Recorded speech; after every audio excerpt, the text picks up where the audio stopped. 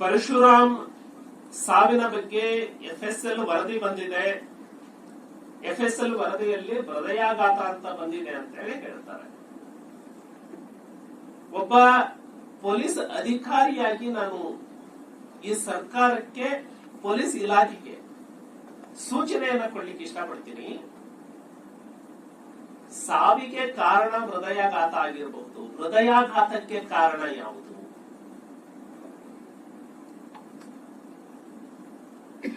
Supreme court ನ ಬಹಳಷ್ಟು judgements ಗಳು ಇದಾವೆ.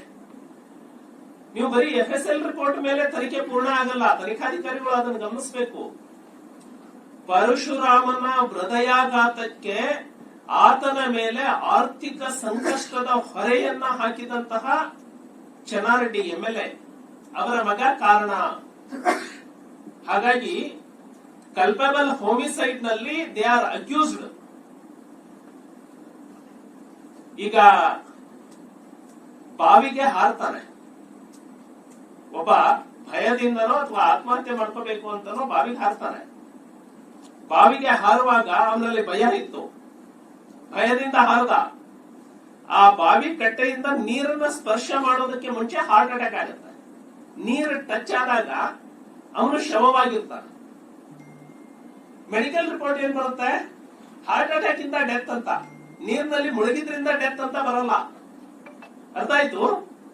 ಸೊ ಸುಪ್ರೀಂ ಕೋರ್ಟ್ ನ ಜಡ್ಜ್ಮೆಂಟ್ಸ್ ಬಹಳಷ್ಟು ಕ್ಲಿಯರ್ ಆಗಿದೆ. ತನಿಖೆಯನ್ನ ಪ್ರಾಮಾಣಿಕವಾಗಿ ಮಾಡಬೇಕು ಅಂತ ಹೇಳಿ ನಾನು ಅದಕ್ಕೆ ಒತ್ತಾಯ ಮಾಡ್ತೀನಿ.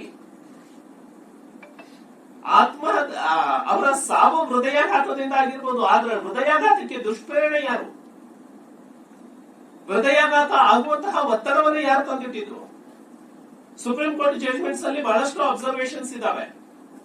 ಒಬ್ಬ ಬ್ರಿಡ್ಜ್ ಮೇಲೆ ಮೋಟರ್ ಸೈಕಲ್ ಅಲ್ಲಿ ಬರ್ತಿರ್ತಾನೆ, ಮುಂದ್ಗಡೆ ಪೊಲೀಸ್ ಒಬ್ಬ ಫೈನ್ ಹಾಕೊಂಡು ನಿಂತಿರ್ತಾನೆ. ನಾನು ಹೋದ್ರೆ ನನ್ನನ್ನು ಹಿಡಿದು ಬಿಡ್ತಾರೆ ಅಂತ ಭಯದಿಂದ ಬ್ರಿಡ್ಜ್ ಇಂದ ಕೆಳಗೆ ಹಾರ್ಬಿಡ್ತಾರೆ. It comes under custodial death. ಅವನೇ ಹಾರಿ ಸತ್ತ ಅಂತ ಹೇಳೋದಕ್ಕಾಗಲ್ಲ. ಸೊ ನ್ಯಾಯಾಲಯದಲ್ಲಿ ಬಹಳಷ್ಟು ಇಂತಹ ಪ್ರಕರಣಗಳು, ವಿವರಣೆಗಳು ವಿಚಾರಣೆ ಆಗಿ ಜಡ್ಜ್ಮೆಂಟ್ಸ್ ಬಂದಿದ್ದಾವೆ.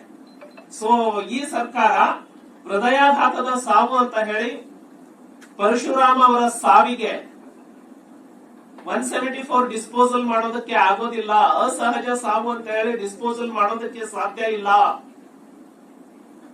ಅವರ ಹೆಂಡತಿಯ ಮರು ಹೇಳಿಕೆಯನ್ನು ಇವರು ಪಡೆದಿದ್ದಾರೆ. ಇಲ್ಲಿವರೆಗೆ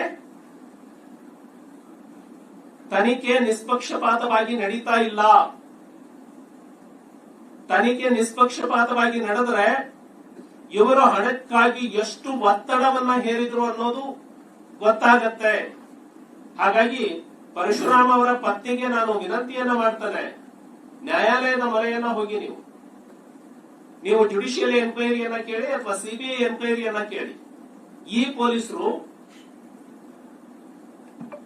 ಯಾರನ್ನೋ ಓಲೈಸೋದಕ್ಕೆ, ಯಾರನ್ನೋ ಮೆಚ್ಚಿಸ್ಲಿಕ್ಕೆ ಕೈಗೊಂಬೆಗಳಾಗಿ ಈಗ ಕರ್ನಾಟಕದಲ್ಲಿ ಕೆಲಸ ಮಾಡ್ತಾ ಇದ್ದಾರೆ.